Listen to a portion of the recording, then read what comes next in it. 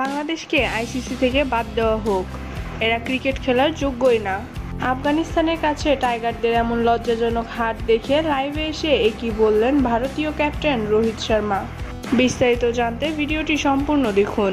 প্রিয় দর্শক, এদিন টসে হেরে তাসকিন রিশাদদের বোলিং চাপে অল্পতেই থেমে গিয়েছিল আফগান ব্যাটাররা। নির্ধারিত 20 ওভারে 5 উইকেট হারিয়ে 115 রান করে আফগান দল।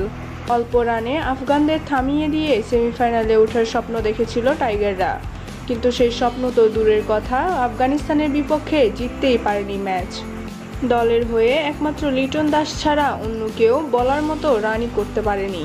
ফলে 1 ওভার হাতে রেখেই সব কয়টি উইকেট হারিয়ে আফগানদের কাছে হেরে যায় টাইগাররা, যার ফলে রশিদ খানের দল সেমিফাইনালে উঠে যায়। আর টাইগারদের এমন লজ্জাজনক হার দেখে ভারতীয় ক্যাপ্টেন রোহিত শর্মা হঠাৎ লাইভে এসে বলেন, এটা কোনো খেলা হলো?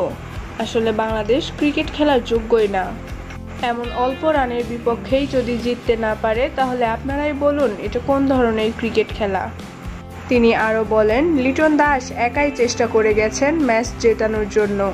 এই চেষ্টাটুকুই দলের অন্য সবাই করলে ঠিকই দল জিতে যেত।